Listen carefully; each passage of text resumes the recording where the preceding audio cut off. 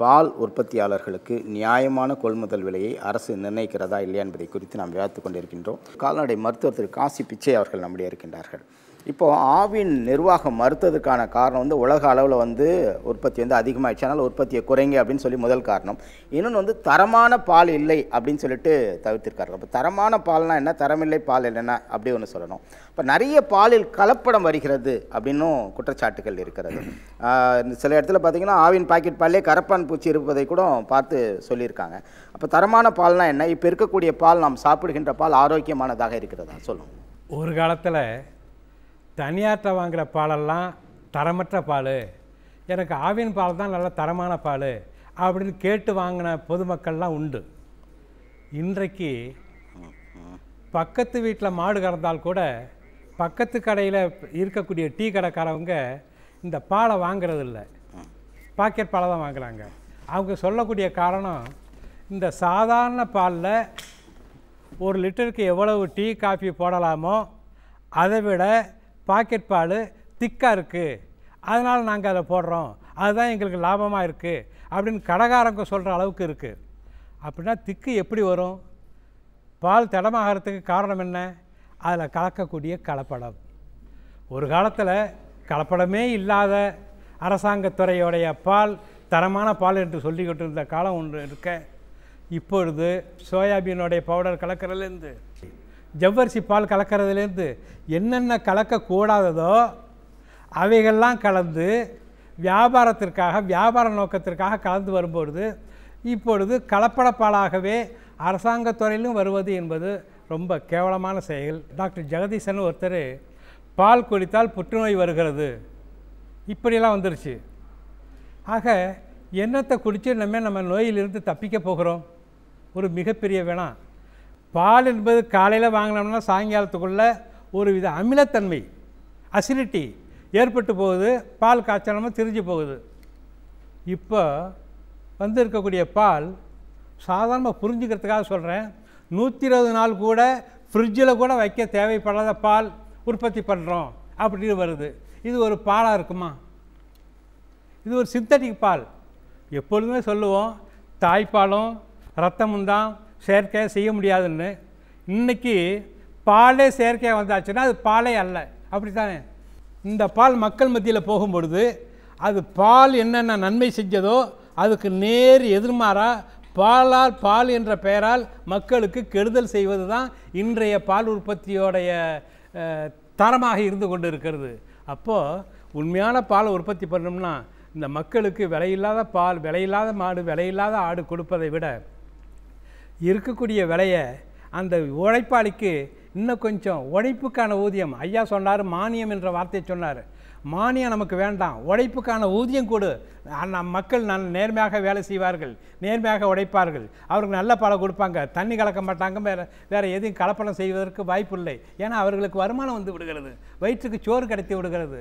அந்த நிலைமையில் இருக்கும்பொழுது உண்மையான மாட்டுப்பால் மக்களுக்கு கிடைக்க வேண்டுமானால் இந்த மாதிரி ஒரு கலப்படத்தை நாம் நீக்கணும். இப்பொழுது இருக்கக்கூடிய நிலைமையில் ஒரு கலப்படம் தான் இருக்குது. மேலும் கூட இன்னும் ஒரு முக்கியமான ஒரு செய்தி ஒன்று உண்டு. எப்பொழுதுமே யானைக்கு ஒரு காலம் வந்தால் பூனைக்கு ஒரு காலம் உண்டுன்னு சொல்லுவோம். அப்படின்னா என்ன அர்த்தம்?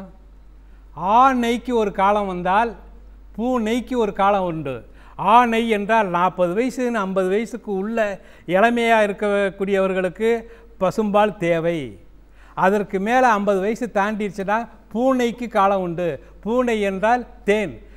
இளமை காலத்தில் பால் குடி, பால் பொருள் குடி, பால் சாப்பிடு, இந்த தயிர் சாப்பிடு, மோர் சாப்பிடு. அது அந்த வயது தாண்டிய பிறகு தேன் சாப்பிடு.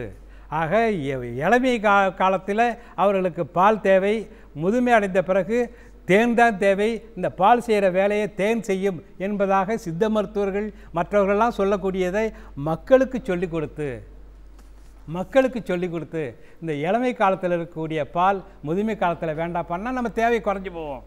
இவ்வளவு மாடுகள் தேவையில்லை, இவ்வளவு இலவச திட்டங்கள்னு அறிவிக்க வேண்டிய அவசியம் இல்லை. இந்த அறிவிப்பு முழுக்க எதற்காக? ஏதோ ஒரு நோக்கத்திற்காக. மக்கள் நலன் என்று பார்க்கும் பொழுது நமக்கு தேவைக்கு தக்கபடி திட்டமிட வேண்டும் என்பதை மனதில் வைத்து கொண்டு பார்த்தோமேயானால் நமக்கு இந்த இப்படிப்பட்ட இவ்வளோ அபரிமிதமான பாலை உற்பத்தி பண்ணி ரோட்டில் கொட்ட வேண்டிய அவசியம் இல்லை. இதற்காக நம்மளுடைய நாட்டு மாடு 2 லிட்டர் கலந்த மாடு 2லேருந்து 5 லிட்டர் கலந்த காலத்தில் எந்த விதமான நோய் மக்களுக்கு இல்லை. அதன் பிறகு அதை 10 லிட்டரு 20 லிட்டராக அதனுடைய சக்தியை உயர்த்தி விட்ட பிறகு தான் 46 நாளில் பிராய்லர் கோழி 1.5 கிலோ வெயிட் வர்றது மாதிரி உயர்த்த பிறகு தான் இப்படிப்பட்ட ஒரு நோய் பெருக்கம் நமக்கு ஏற்பட்டிருக்கு. இவ்வளவு நோய் பெருக்கம் நமக்கு தேவையில்லை, இந்த சிக்கல்களே தேவையில்லை. நமக்கு எவ்வளவு தேவையோ அதை மட்டும் செய்து அந்த உழைப்புக்கான ஊதியத்தை கொடுத்தால் மக்கள் நலம் பெறுவார்கள். நாட்டு மக்கள் நோய் நொடி இல்லாமல் நல்ல வாழ்க்கை வாழ்வார்கள் என்பதுதான் அடிப்படை. நன்றி. முன்னாள் பால்வளத்துறை அமைச்சர் திரு மதிவாணன் ஐயா, முன்பு இருந்த ஆட்சியில் ஆவின் நிர்வாகம் எப்படி இருந்தது, இப்போ எப்படி இருக்கிறது? பால் உற்பத்தியாளர்கள் இன்றைக்கு சங்க உறுப்பினரால் ஆகும்போதே அவர்கள் உற்பத்தி செய்யக்கூடிய பாலினை நியாயமான விலைக்கு கொள்முதல் செய்கிறோம் என்ற உத்தரவாதத்தோடு தான் அரசாங்கம் ஏற்றுக்கொள்கிறது. அந்த வகையில்தான் ஒவ்வொரு உறுப்பினர்களாக சேர்ந்து தங்களுடைய பாலை விற்பனை செய்கிறார்கள். ஒரு அரசாங்கத்தினுடைய கடமை என்பது நியாயமான விலை. உற்பத்தியாளர்களுக்கு இன்றைக்கு நிறைய செலவு இருக்கிறது. இந்த விவசாயிகளை பொறுத்தளவு லாபகரமாக இதை நம்பி இந்த தொழிலை செய்யவில்லை, கௌரவத்திற்காக செய்கிறார்கள். விவசாயிகளை பொறுத்தளவு இந்த தொழிலை செய்துவிட்டு இதை விட்டுவிட்டு ஒரு கூலி வேலைக்கு செல்வதை அவர்கள் விரும்பாமல் கௌரவத்திற்காக இந்த தொழிலை செய்து கொண்டிருக்கிறார்கள். ஆக அவர்கள் உற்பத்தி செய்யக்கூடிய பாலினை நியாயமான விலைக்கு எடுக்க வேண்டிய கடமை அரசாங்கத்துக்கு இருக்கிறது. அதை இன்றைக்கு இந்த அரசாங்கம் செய்யவில்லை என்பதுதான் குற்றச்சாட்டாக இருக்கிறது. இன்னொன்று, ஒரு உற்பத்தியாளரை பொறுத்தளவு 10 லிட்டர் பால் உற்பத்தி செய்கிறார்னா அனைத்தையும் நாம் கொள்முதல் செய்ய வேண்டும், 100% கொள்முதல் செய்ய வேண்டியது ஒரு அரசாங்கத்தினுடைய கடமை. அதற்காகத்தான் இது போன்ற சங்கங்களை ஏற்பாடு செய்து இந்த உற்பத்தியாளர்கள் என்பதை விட உற்பத்தியாளர்கள் வைத்திருக்கக்கூடிய சங்கங்கள் இருக்கிற அது ஒரு முக்கியமானது. சென்ற ஆட்சிகளோட காங்கிரஸ் ஆட்சி நடந்த நேரத்தில் சரத்பவார் அவர்கள் மத்தியிலே விவசாயத்துறை அமைச்சராக இருந்த நேரத்தில் சங்கங்களை எல்லாம் மாற்றிவிட்டு கம்பெனி சட்டத்தை கொண்டு வருவோம் என்று சொன்னார். நான் தான் அன்றைக்கு இருந்து மத்திய அரசுக்கே சென்று வலியுறுத்தியது என்னவென்று கேட்டால், இந்த நாட்டினுடைய முதலமைச்சராக இருக்கக்கூடிய தலைவர் கலைஞர் அவர்கள் கூட்டுறவின் மீது நம்பிக்கை வைத்திருக்கிறார், அதை நாங்கள் விட்டுக் கொடுக்க மாட்டோம் என்று சொன்னோம். அந்த அளவிற்கு கூட்டுறவு அமைப்புகள் இன்றைக்கு கூட 11,000 என்று சொல்கிறார்கள், 8,000 சுற்றும் சங்கங்கள் இருந்திருக்கிறது. இன்றைக்கு 26 லட்சம் உறுப்பினர்கள் இந்த சங்கத்தில் இருக்கிறார்கள். இன்றைக்கு பால் உற்பத்தி அதிகமாக வந்ததற்கு பல்வேறு காரணங்கள் இருக்கலாம். இன்றைக்கு தனியாரிலே பால் ஊற்றியவர்கள் இன்றைக்கு சங்கத்தில் வந்து ஊற்றுகிறார்கள். அதற்கு காரணம் தனியாரில் கொள்முதல் குறைந்திருக்கிறது, அவர்களாக குறைத்து விட்டார்கள் என்று வந்திருக்கிறது. ஆனால் இந்த பால் ஊற்றுகிறவர்கள் ஆமீனில் வந்து சங்கத்திலே பால் ஊற்றுகிறவர்கள் அத்தனை பேரும் சங்கத்தினுடைய உறுப்பினர்கள், அதை மறுக்க முடியாது. இன்றைக்கு திராவிட முன்னேற்ற கழகம் தலைவர் கலைஞருடைய தலைமையில் ஆட்சி இருந்த நேரத்தில் ஆண்டிற்கு ஒரு முறை பாலினுடைய கொள்முதல் விலையை உயர்த்தியிருக்கிறோம். அந்த கொள்முதல் விலையை உயர்த்துகிற போது கூட உற்பத்தியாளர்களுடைய சங்க தலைவர்களை அழைத்து வைத்து பேசித்தான் முடிவு செய்வோம்.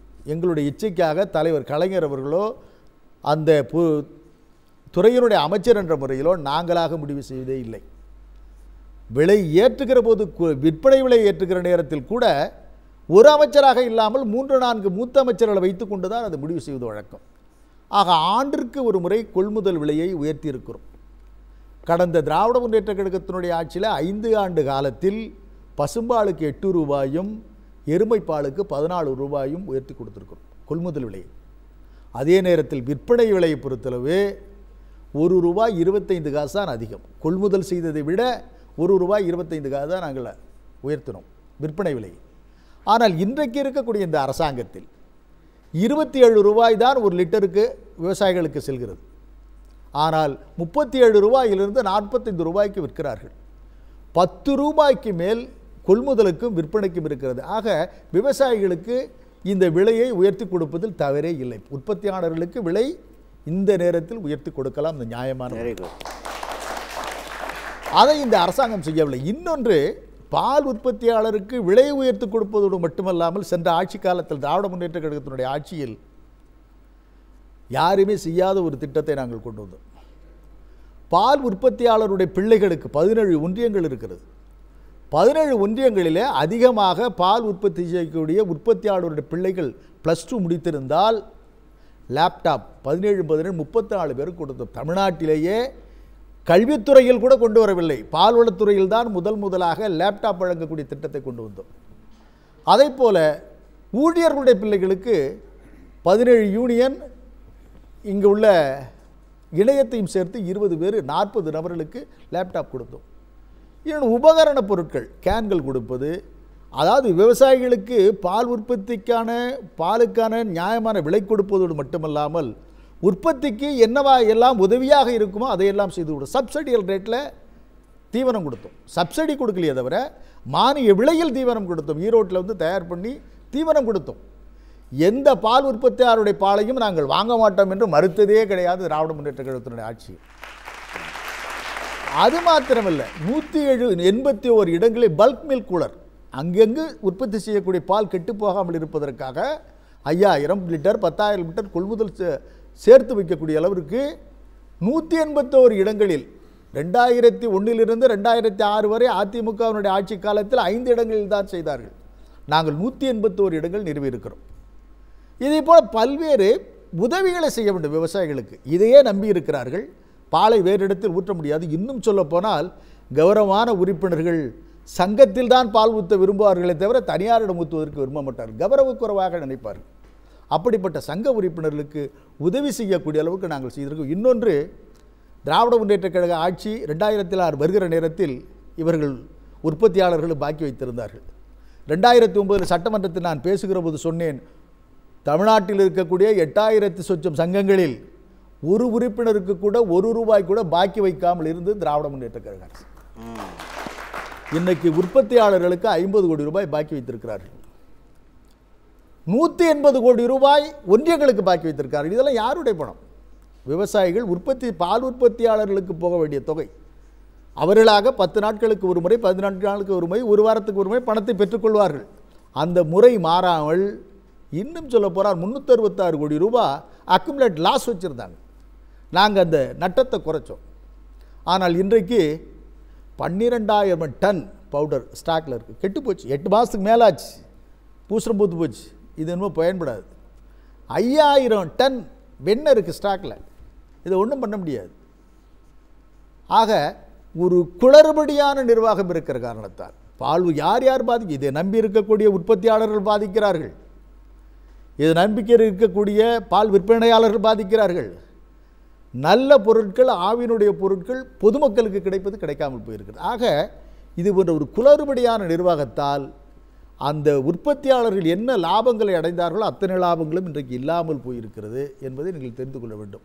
ஒரு கடமை, பால் உற்பத்தியாளர் பால் பெற்றுக்கொள்ள வேண்டும், நியாயமான விலையினை அவர்களுக்கு கொடுக்க வேண்டும். ஆனால் இன்றைக்கு ₹27 வாங்கி ₹39 விற்கிறப்ப பால் உற்பத்தியாளர் அதிகமாக கொடுப்பதில் என்ன தவறு இருக்கிறது? இன்னொன்று, விஸ்தரிக்க வேண்டும், வியாபாரத்தை விஸ்தரி பண்ண வேண்டும். இன்றைக்கி எவ்வளோ ஸ்டாக் இருக்குன்னா, பால் விற்காம பவுடருக்கு இருக்குன்னா கவர்மெண்ட்டை டேக்ஸ் போடுறதை குறைக்கணும். 4% ஒரு சில எஸ்டேட்டில் டேக்ஸ் போடுறான், சேல் டேக்ஸ். இவங்க குறைச்சாங்கன்னாக்க இப்போ 14.5% இவங்க வாங்குறாங்க. இதை குறைச்சாங்கன்னாக்கா இருக்கிறத விற்க முடியும். ஆக ஒரு குளறுபடியான நிர்வாகம் இருக்கிறதால் பால் உற்பத்தியாளர் பாதிக்கிறார்கள். ஒரு கடமை, கமிஷன் அண்ட் ஒமிஷன், செய்யக்கூடாததை செய்தாலும் செய்ய வேண்டியதை செய்யாவிட்டாலும் ஒரு அரசாங்கம் அது குற்றவாளி தான். இந்த அரசாங்கம் பெறக்கூடிய அதாவது உற்பத்தியாளர்களுடைய பாவம் எங்கே கொண்டு ஊற்றுவாங்க? அந்த பாலை நம்மள்கிட்ட தானே கொடுப்பாங்க. அந்த பாலை வாங்கிக்கிட்டு நியாயமான விலையை கொடுக்குறதான நிறைய செஞ்சோம். இப்போ இன்றைக்கி திருவண்ணாமலையிலே ஒரு ஃபேக்ட்ரி நாங்கள் புதுசாக கொண்டு வந்தோம், ₹60 கோடி செலவு பண்ணி கொண்டு வந்தோம். இன்றைக்கி அதில் வந்து கன்வர்ஷன் பண்ணுறாங்க. பால் 7 இடங்கள் இன்றைக்கி பால் உபப்பொருள் பிரிக்கிறாங்க, பவுடரையும் வெண்ணையும் பிரித்து வைக்கக்கூடிய அளவுக்கு வாய்ப்புகள் இருக்குது. இன்னொன்று, இங்கே வச்சிருக்க அந்த வெண்ணெயையும் பால் பவுடர் வைக்கிறது, ஸ்டாக் வைக்கிறதுக்கு இடம் இல்லை, வீணாக போகுது. ஆக ஏழை விவசாயிகளை ஏமாற்றுகின்ற ஒரு நடவடிக்கையாக இது இருக்கிறத தவிர சாதாரண மக்களுக்கு, விவசாயிகளுக்கு, பால் உற்பத்தியாளருக்கு பயனுள்ளதாக இல்லை என்பதனுடைய கருத்து. இதை செய்ய வேண்டிய கடமையை அரசாங்கம் தவறி இருக்கிறது. அரசாங்கத்தினுடைய கடமை அத்தனை பாலையும், உற்பத்தியாகக்கூடிய பாலை கொள்முதல் செய்ய வேண்டும். அதற்கான நியாயமான விலையை கொடுக்க வேண்டியது அரசாங்கத்தினுடைய கடமை. நன்றி திருமதி ஆனந்த் சார்.